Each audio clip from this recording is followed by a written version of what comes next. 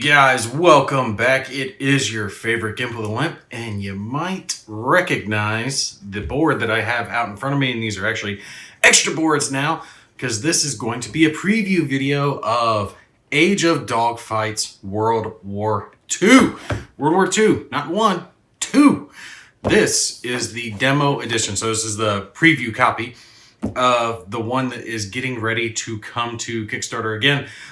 They have definitely hit the ground running with the Age of Dogfights series. I did a whole video series on the first one, World War I. Make sure you go check that out, because in this one, we're not going to go over all the rules and everything, because I actually don't have the rules yet with the demo version. But I am going to show you a lot of the changes, a lot of the new aircraft that are going to be available in the World War II series, so you guys can see that and kind of get an idea of what's coming. And then I will cover this again when the rules are released, because they're still finalizing and tweaking and getting all that good stuff going. But I wanted to have a video up showing the components, showing what you guys have to be excited to see here very soon. And right off the bat, I'm thrilled to have extra mat boards, because they came with the demo edition, and it's going to allow me, when I play the World War II, because it is compatible with World War I, to have an even bigger map. But these planes are a hell of a lot faster. So I've set all the components here. We're going to take a quick look at some of the components. Now, let's see. Where do we want to start here? Well, actually, we need to kind of understand some of the aircraft. So I'm going to grab one of these sheets here and let you guys see this, and we'll show all the different types of aircraft. Now you can see this is a lot different. There's a lot more information on this than there was in the Age of Dogfights World War I version. That one you pretty much had, speed, agility, ceiling, that was it. How many guns it had on it. But there's a lot of things that are different here, and especially if you look at the speed, that is a big change going on here. Before we had either blue or blue and green, and that was it. And those were the two dice. So let's look at those real quick so you guys will understand. This is the bag of dice that came with it. I'll dump these out. Now, 2d6. Hey, cool, it's 2d6. We don't need to look at this. Now, the other ones that are the same that we saw before, the solitaire die and the damage die, okay? So we've got those again. It looks like the solitaire die is roughly the same that it was before, but the damage die is a little bit different. Looks like there might be a little bit of a change to a few of the pieces. So we're gonna have to see how that works out. I know that's damage to the weapons, and it looks like there's only one. I think there was two of those. No, I think it was just one on that, but it didn't have the /2 that you guys see on this one. So I'm not sure what kind of change that makes. So these were all in Age of Dogfights 1. We're good. Now, Age of Dogfights 1 only had a green die and like a blue die. I think it was a dark blue, but regardless, this has a whole lot more blues. And when we're looking here, right, we can see there's a lot more blue dyes here. It goes from the light blue to the dark blue. And looking at them, we can see the difference in the numbers. And this one appears to match exactly with the previous blue die. All the way up to +2, down to, I think, -1 on it. No, I'm not seeing the -1. Oh, wait, there it is. Perfect. Yep. So -1. It's got zeros, +1s, +2s. So that's the same. And the green appears to be the same as well, up to a +4, I believe, on here. And the way these worked, if you guys don't remember, was that you had to roll the blue die, but if you had the ability to add a little extra oomph, little boost to the throttle, you could take and use your marker, move it down, because these indicate that you can only use it so many times during a match. Same with the ammo over here. You could use that, and instead of rolling that blue die that didn't give you much of a boost, you could roll the green die and hopefully get a little extra speed. Well, now they have changed it and added these dice to it, which is going to give them a lot more variety when it comes to the speed. And I like that, because they're going to have a lot bigger variety when it comes to the aircraft, which you guys are getting ready to see. If I can stop dropping the dice. But yeah, you guys are getting ready to see those. We're going to thumb through them here in a sec. So I think these dice, again, and a lot of this is going to be me guessing based on my knowledge of the previous game. And like I said, we will be doing another video on this once the finalized rules are ready. But I think it has to do with things like bombers or whatever. You know, bombers go slow, or maybe you want to try to slow down because some of these have up to like -6. Well, looking at this Messerschmitt, just as an example, his speed's an 11. He would fly across this map. I mean, he would just zoom. I think the fastest aircraft I used in the game that I played was a speed of 7. And most of them were averaging speeds of 5, 6, 7, somewhere around there. And that's for fighters. So these guys obviously have a lot more variety when it comes to their speed. A lot bigger adjustments they can make.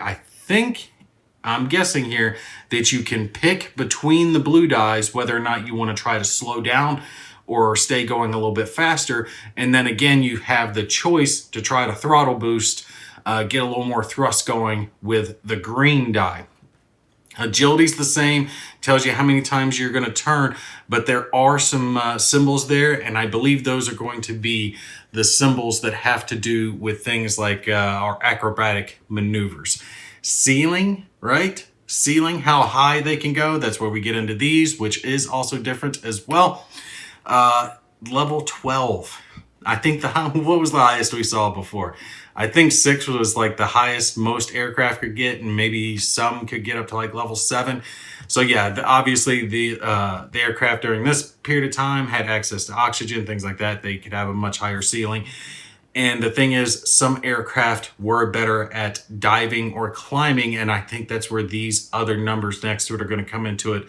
A bonus whether or not they can climb well or descend well. Now, endurance. We haven't heard anything about endurance before, but I believe I got that figured out because this is kind of a new marker here. External loads. They can carry bombs. A lot of fighters were fighter bombers. And then the bomber sheets, which I'm going to show you guys here in a minute, which are really freaking cool. So we saw that before, but it was either bombs or reconnaissance. That was it.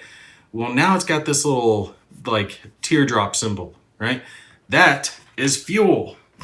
And when we look, we've got a couple of new tokens that go along with this. The smaller one, I think, goes up to 23, mainly going to be used for things like fighters. And this bigger one goes up to 99. I would expect that to be used with bigger bomber type aircraft. Now, here's the thing. I have no idea how this is going to be used in game. This is a completely new concept with the endurance. All I'm knowing right now, just from looking at the components, is the fact that they are going to be keeping track of fuel. So I am anticipating much bigger missions that you're going to have to keep track of what you burn. And it looks like you will have a choice on whether or not to bring that external load of fuel if you want to give your aircraft a little bit of extra longevity. But I'm anticipating that will potentially affect their fighting performance. Now, durability is something that was in the previous game, but we didn't see it too much. It was in one of the expansions, and durability had to do with exactly what the word is, how durable the aircraft was. Basically, towards the end of the World War I, the aircraft started to fit little armament or a little bit of armor on them, so they could take a little bit more damage. Well, these aircraft definitely have a lot more armor to them, so there's going to be a durability rating between all the different types. And this was a modifier, the way it was done previously. I'm not sure if it's going to be used the exact same way, but I would anticipate something very similar. Durability was used to affect your 2d6 rolls. So the more durability pips that you had on your aircraft, the bigger negative it was when you were taking fire. So you would subtract that much. This guy's got 2 durability, so you would subtract 2 when an enemy were to fire at you. So it kind of negates some of that damage that you're going to take. And we'll show you some of the durability on the other aircraft. Now, armament, way different. Way different. Now, it's still pointing forward, going around the aircraft. You can still fire all around you, but it is nowhere near what it was before. Previously, we just had like either a single, double, or triple as far as the guns were concerned. How many machine guns did you have fit? More often than not, it was either one or two, and then what position they were in. Well, with these, that's not going to work because most of them had what? I think this thing had 4. The Messerschmitt, I think it was listed down on here. I know some of them do. Oh, wait. Yeah, here it is. This one's got 3. One 20 millimeter cannon and 2 13 millimeter machine guns were on it. And that's going to vary between so many of the different aircraft on what type of weapons. A lot of them started employing cannons and other munitions. So now instead of having the amount of machine guns matter, you have a, I'm guessing, firepower rating. So you see this Messerschmitt is rated at a 4 and it's front firing. So he wants to still get, behind the target, fire at him, good stuff. But his firepower is a 4. That's all I can kind of give you on the attack, like what the power is. My guess is the higher the number, the more damage that you're going to do, and it's going to give you some type of modifier, is my guess. I'm not guaranteeing that one way or the other just yet because I have not seen the final rules, like I said. But we do have a little player aid here that came with it, and this is talking about movement. We'll touch on that here in just a little bit, but firing position, again, A or B, just like it was in the first one, and then final number, which I'm guessing that firepower might affect this, and modifier, whatever it is, I'm not wholly sure just yet. I know a lot's going to change as far as combat is concerned with the firepower numbers, and you guys will see that here in just a second. And then final sum, firing, whether it's unaffected, damaged, or destroyed. Now we're going to keep looking at the aircraft here and just like the little aircraft boards because I think those do a good job on showing you guys what they are. But just to show you, here is one of the little aircraft pieces. You guys know how much I love these little things from the first game. Again, all the pertinent information. I grabbed out the first German one fighter that was there. And you see this one's got an 8. That's because this thing's a fucker wolf. It had a hell of a lot of firepower on it. Speed 11, agility 3, ceiling of 10, and 3 durability points on it. And then again, acrobatic type maneuvers, climbing and diving. So all the same type of information that you were used to seeing in Age of Dogfights 1, you're seeing here, but you're just seeing those bigger numbers. And the big change seems to be firepower, whether the aircraft can fire all around it and how much firepower. This one's got a lot with an 8. Now the other change when it comes to this is, let's see if I can get this to where you guys can see this. This is a standard altitude stand, all right? This one says level 8. Good stuff. You see it's just flat here across the top. Well, I thought one was bent. I was like, why is that bent? And then I started looking through the bags of them that came with it, and there's a lot that are bent, and started poking around, and I realized that in the previous one, all right, so let's use this as just a quick example here. Your aircraft could be tilted up or down, right? So you could be pointing down like this, and that means you're descending, or you could be pointing up like this, and that means you're climbing. Well, now they are putting roll into it. So your aircraft can be like that. So not only are you going to have the up or down pitch to it, you're going to have the left or right going on as far as a roll to consider.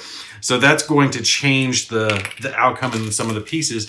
Remember, we had these little pieces in the Age of Dogfights 1, so you could have damage markers resting on the top. Well, now they're going to have to come up with a new piece that accounts for that roll on there, how that is tilting, and obviously it's bent to one side, but you can turn it in either direction depending on if the aircraft is banking left or banking right. And obviously there is going to be plenty of aircraft stands. I mean, 2 huge bags that came with this thing. So all good stuff. Right now I want to take and thumb through some of these aircraft sheets, let you guys see just a few of the aircraft that are going to be in the game. The Fokker Wolf, that we were just looking at. You can see all of its different stats. By all means, feel free to pause if you would like to eyeball it. See this one, obviously with its armament being an 8 with four, count them, 4, 20 mil cannons and 2 13 mil cannons. So real good stuff. Gotta love that. Endurance, not too high because it can carry lots, fighter, so good stuff. Not as much ammo, it's only a 5. And something else I noticed too is they change these. If I flay them out, you guys can see it a little bit to kind of make it easier to tell which faction it is. So if you see the black circles here, these are German. The blue ones that are kind of hollow here with blue numbers, those are UK. And then blue with white numbers is American aircraft. So I like how they did that. Much easier to look. They're learning from their previous game, and I love it when a company does this because it means they're paying attention to what their customers say. They're paying attention to the critiques that people are saying, the things that they liked and the things that they didn't like, and they're adjusting them accordingly to make the game better and easier for you guys to play. Gotta love it when they do that. So, Focke-Wulf, cool stuff. And next we have a Spitfire. Of course, the Supermarine was going to be in there. Agility 4, those things were good turners. Endurance, durability of 2, about a medium seems with its firepower of a 6. Not as much ammo. It does have the ability to do the external load, but it couldn't carry the extra fuel. If you notice, it doesn't have the fuel icon here for it. Next, we've got the Tempest. I always like that aircraft in War Thunder. A little bit faster, not as agile. Decent ceiling, a little bit more endurance, and the ability to add a drop tank with +6 to it. A little bit more durability, about the same on the firepower, 420 mils, and I really love flying the Tempest too. External load 2, so it could attach up to 2 bombs coming with it. And just to show you guys, I think they included these just to kind of josh with me because I gave them hell last time about the blocks being gray instead of red and green. But I did get the red and green blocks now to go. These are the pieces that you use, again, to keep track of how much ammo and thrust that you had left. And next, we have up on here, and I'll just drop that one down there, make it seem like I did it on purpose. P47 Thunderbolt, always one of my top favorites. This thing, I was going to say, has to have high durability. It's got 4, would be expected. And 8, count them, 8 50 cal machine guns. Gotta love that. Good stuff. Firepower of 8. So really good. And of course, good bomb load, good external tank drops. And my baby, gotta love the P51 Mustang on here. Good endurance. The durability, a little low too. I would expect the durability to be a little bit higher. I mean, I know the Thunderbolt would be way higher because those things were, flying tanks. But I guess it has to kind of make up for it a little bit because it does have a high speed and decent armament. 6 50 cals on this sucker. Now, I believe there were P51s that had 8, if I remember right. Maybe it was towards the end of the war. Maybe it was a different Mustang that had more. All right, so you notice these are all the fighters. Now, of course, I'm not saying these are all the fighters that are going to be in the game. These are just the ones that are included here in this demo kit. All right, so let's take a look at our next smallest ones. And gotta love it, we've got some of the like fighter bombers getting in here. P-38 Lightning, love that one, twin engine plane. Pretty decent speed, ceiling level 13. These guys can cruise at levels a little World War I aircraft can't even get anywhere near it. Gotta love it. And this one had a cannon and assortment of machine guns. Firepower of 6, I don't know, maybe would have, well, yeah, I guess a cannon maybe probably counts for 2 points, and each machine gun probably counts for 1. Yeah, okay, I see a 6 working for it. Really good endurance and durability on this fella. And then the P61 Black Widow. I do not know this one as much. I remember the little experimental aircraft they had in War Thunder, but this one is not that because the engines are there at the front. I'm thinking of the one that had the propeller on the backside of it. Slow speed too at an 8, no thrust. Maybe this is some type of, yeah, this is a heavy bomber. This is one I'm just not familiar with because I'm looking at the armament, and the armament is all the way around flexible 4. So I'm guessing that has to do with the positions that it can go to, and that will be listed out. And we have all the different machine gun positions there to keep track of. And it looks like there's 6 areas to fire out of. Yeah, so looking at its firepower, we've got our front firepower here with the 4 cannons, and then I'm guessing this is our rear firepower with its machine guns. And it says this is flexible and this is fixed. So my guess is the front firepower. Okay. Now this makes a little bit more sense on how it's listed out. I think I'm getting it now. The 6, the fixed firepower is a 6 if it's attacking out of the front over here. If you guys see this little diagram that I'm looking at, the 4s are all the flexible armaments. So if you fire at an aircraft at any of those areas around it instead of right out of the front, it comes from here and it's a little bit lower firepower, only 4 instead of a 6. Okay, yeah. That makes a hell of a lot of sense. I think I'm getting this figured out now. We've got our ME410 big guns on this fella, multiple cannons and machine guns.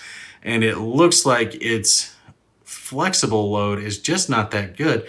This is flexible up to 2, but it's only showing, 1s and 2s back here in the rear, but there's no flexible ammo counter. So I'm guessing if you fire from there, maybe you got to spend it here. That's going to be a new rule to consider. That is definitely going to be a new rule to consider, but really good firepower out of the front, 8. I'm not sure what this mission circle means. Maybe it's special recon or something like that. Whatever special mission that they're doing, you put a counter there. That's my guess. And then we got the viewfighter. Ooh, I always love the viewfighter.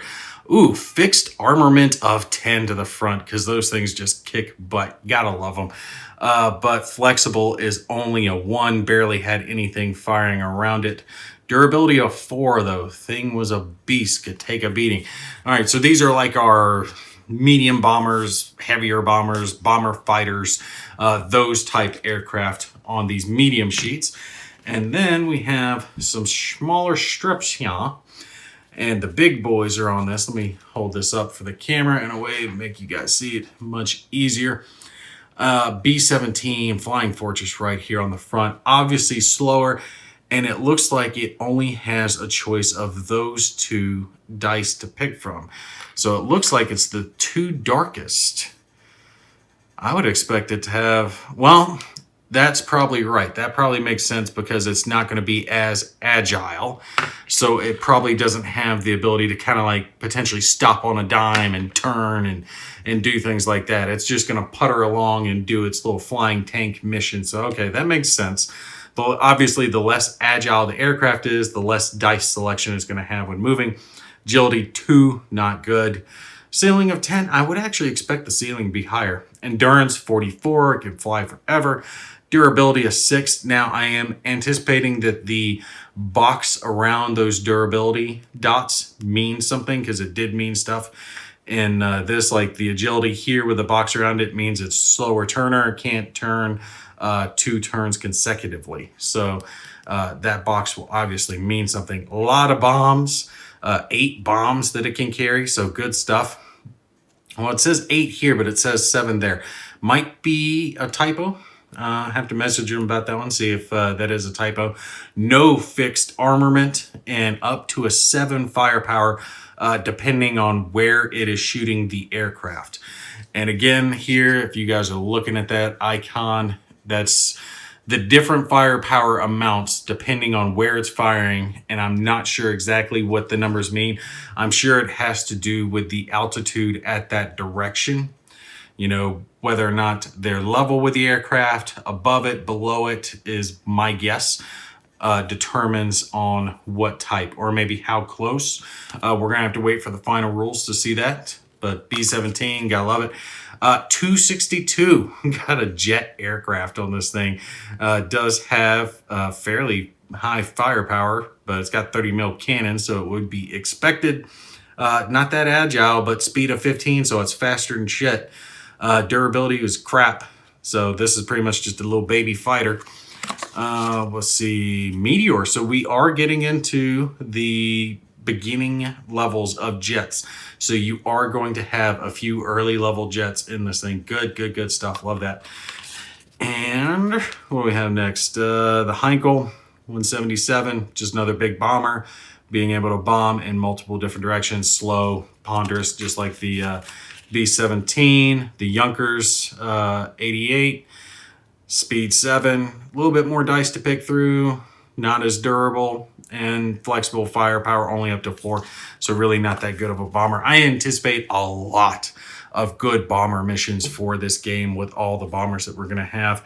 It's going to be fun. I want to do like a bomber escort mission with B-17s flying in with P-51s covering them and a bunch of like 109s as far as the eye can see all across the map, like screaming in. That's going to be really fun to play.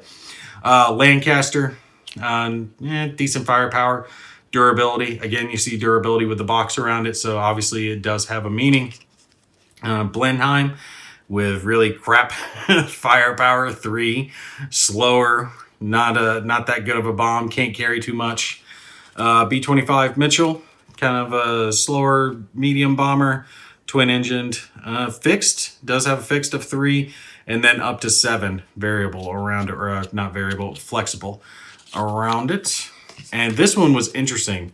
This is like our recon guy, the Mosquito. So you see it's got photo or then like mission specific stuff, but no guns. So this guy goes out, he is just hoping he doesn't get shot at because he's got no guns. Same with the GU 388. He has photos, missions, but he does have a little bit of a rear gun as far as that goes. And let's see what else we got. An Invader. I'm not too familiar with this one.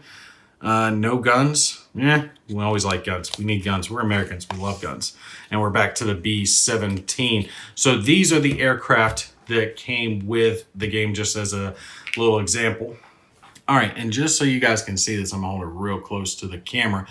You see there is a bomber. I think that's the B-25 Mitchell, and the fighter, the P-51 for the Americans. And what I like that they have on there, I mean, we've already seen the fighters, so all those numbers, you know, make rough sense to us. But they do have the little red arrows on the bomber stickers that point in what directions it does have flexible fire. That is a nice improvement because we do not have that now. Remember, on our previous little pieces, it had a little machine gun picture on it that would tell you where it could fire. So they would have to come up with a way, if they're switching to a number-based system, on what is going to work for that, right? So this will tell us what directions they could fire. You're still going to have to look at the sheet, though, to determine what the firepower is. But these pieces are the exact same size, even built the exact same way. If you guys can see there, this is the little plastic piece that goes on top of the standard piece for the stickers and everything. So we're looking at direct compatibility. Same type pieces, same type numbers, all that. It's going to look the same on the board. So if you want to have World War I aircraft fighting World War II aircraft, you absolutely can do it. Everything is looking like it's going to work together, you know, seamlessly. The only thing is going to be, my guess, is that the machine guns for the World War I aircraft, if it has one machine gun, it's going to have a firepower of 1. If it's got 2 machine guns, 2, 3 machine guns, 3. That would make the most sense for what they seem to be switching to now with the number-based system. And just so you guys can see, these are the boxes that came with it. This is the American aircraft, friggin' packed full of aircraft. Gotta love that. We've got our German aircraft packed full of aircraft, and our British aircraft packed full of little playing pieces. So plenty of playing pieces right off the bat, and I'm guessing they're going to do stretch goals again, guessing. I'm not guaranteeing anything. This is just me guessing on it. Expansions, and you can pretty much pick and choose on, you know, what you want to get, whether you want to get base kit or not. But it should be comforting to know that anything that you have already from Age of Dogfights 1 is going to be interchangeable with these pieces. So if you've already got your Age of Dogfights 1 and you want to have a bigger map like I do, the new game, World War II, you're going to have extra map boards that you can plug right up to it and have a bigger game. And just to show you guys a little sneak peek of something that's kind of neat, this is kind of like a little mini expansion that looks like it's going to be a bonus for Kickstarter backers. Japanese and American aircraft from the Pacific Theater are going to be in this as well. They were all in their own little separate bag, own little separate playing pieces. I'm not sure exactly how many aircraft they're going to be included with it or anything like that. But it does look like this is going to be a little bonus for Kickstarter backers. So awesome, cool, love it when they have stuff like that. And we've got our 0 durability of 1 because those things had none. Fixed to 5, you know, it's not too bad. Decent firepower, could put on a little fuel tank so it could blow up. And the Wildcat, which did a lot of horse work right there at the beginning of World War II. Only a firepower of 4, wasn't that good, but decent durability and some options when it comes to speed, but it was relatively slow at an 8. What was that on? I would expect the 0 to be faster. Maybe if you guys see this, put it up to a 9, maybe at least, maybe a 10, because the 0 definitely was faster than the Wildcat. All right, so you guys have seen the majority of the pieces that come with the game or that came with the demo kit. I'm not sure what the production version is going to have, but just to show you a few other pieces, you will have clouds. They're going to be same type material that you used previously as far as all the clouds were concerned, and you guys can see they have the little stickers on them that tell you whether or not they're at level 3, level 4, level 5, level 12, whatever level the clouds are going to be at. You can decide those for your game. Just like we saw previously. Same with the boat pieces, bombing pieces, anti-aircraft zones that were in the game. It's the same type material, couple of different colors for each side. Boat pieces, they've got the little stickers on them so you can designate them A, B, or C. Determine whether or not you've bombed that zone, whether or not you've bombed that ship, reconned that ship, whatever you're going to do. So again, all of these pieces are going to be backwards compatible with your previous game. So you want to expand it by using some of those Age of Dogfights 1 pieces that you already have. You are going to have that ability. Some more little, I'm not quite sure. I can't remember what these pieces are for. Keeping track of something on the board, maybe north, south, not too sure. I'll have to look that one up in the rules. I do not know what these are. These are a new piece that came with it, and I've got no clue. I did a little digging, trying to figure it out. I got no idea, so I thought I'd show it to you guys, let you see. Put down your comments if you have any guesses onto what these might be. The cubes are about the same size as the little mini cubes, right, that go on our player boards for tracking the speed and stuff. We've got a few of these for the smaller ones. So they look like that, but they've got numbers on them, and they're half the size. What does that mean? I don't know. It's got to have something to do with keeping track of munitions or ammo or something. Not sure. You guys put it down there. Let me know if you got a guess. A bunch of cardboard tokens are going to come with it. These are going to be your bomb tokens, your recon tokens, your fuel tokens if you're carrying external fuel, all that good stuff. Little cardboard pieces are going to be used for that, just like most games. Just let you guys take a peek at those. And we have a few little red, not red, but red, yellow, green, blue, all that good stuff. Transparent pieces. These are used if you use the advanced rules when it comes to keeping track of a pilot's skill level. So whether or not they're a rookie, they're green, they're an ace, whether or not they're going to get those bonuses, that's when these are going to come into play. Now, the only other piece that was in there that I have no clue what it is this. And I'm thinking maybe these could go with it. These little cubes, because they seem like they'll fit down here at the bottom. But these, I don't know. They've got the hexes on them. They've got numbers 12 to 1 backwards, but that's it. And I can't figure out for the life of me what this is. What I did notice is missing from the demo kit is the little boards that go on the side of the board on where your aircraft enter.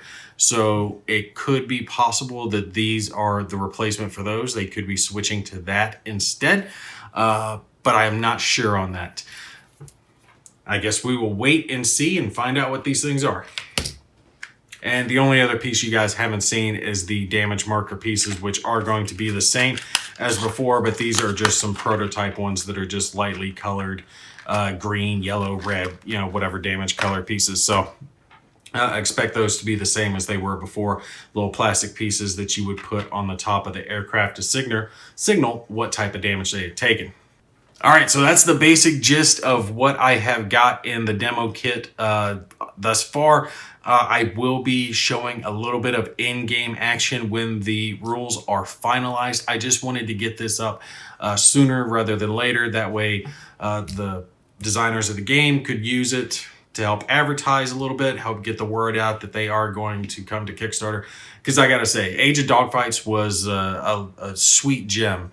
In my opinion, that one kind of came out and bit me in the butt, and I really liked it. I think they did a good job. They had some new ideas.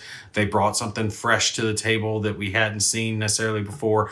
I like their triangular system as far as how the aircraft move, the level system, kind of giving the game that 3D feel. Make sure you watch my first playthrough video to see how it all kind of works in action. I'm also really liking the fact that they are going out of their way to make this backwards compatible so you can play it. You can do your own time warp mission if you want, where a handful of World War II aircraft have to fight off the whole German World War I Luftwaffe if you want. You know, futuristic aircraft that have armor and better weapons, fighting slow little triplanes, flying around trying to get a little plink on them. Something like that could be fun, you know, just to poke around at. It's your game, have fun with it, you know, do whatever you want. Do love that they're doing that.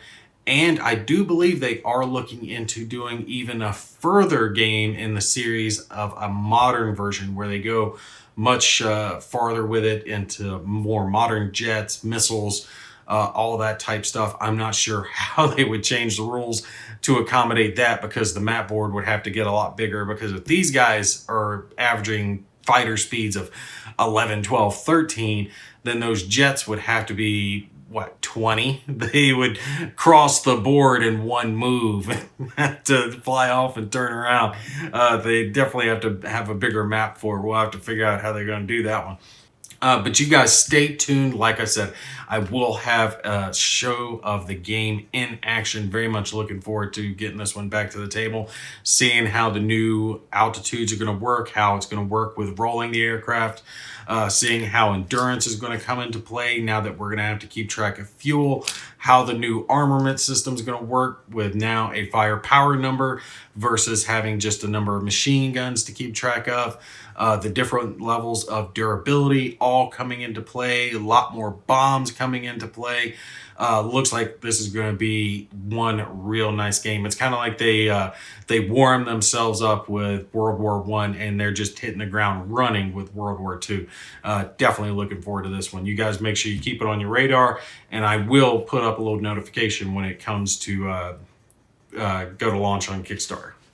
And just to put it out there, just to make sure you guys know, yes, I am talking them up, and I ended up, you know, developing a relationship with these people, but that was only after I backed their first game. So I bought the first game, I got into it myself, really liked it, really enjoyed it, and sent them my first videos, and that's how we got in contact. So I don't want you to think they're like, oh, weird, have all the games and talk them up, Gimpy.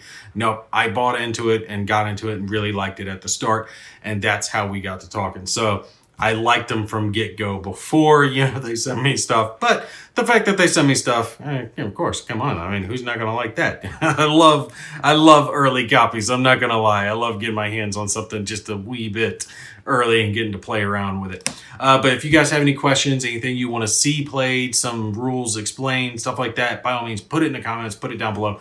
That way I can kind of focus on those aspects when the rules get finalized and I do a little playthrough for you guys. All right, that's going to be it for me.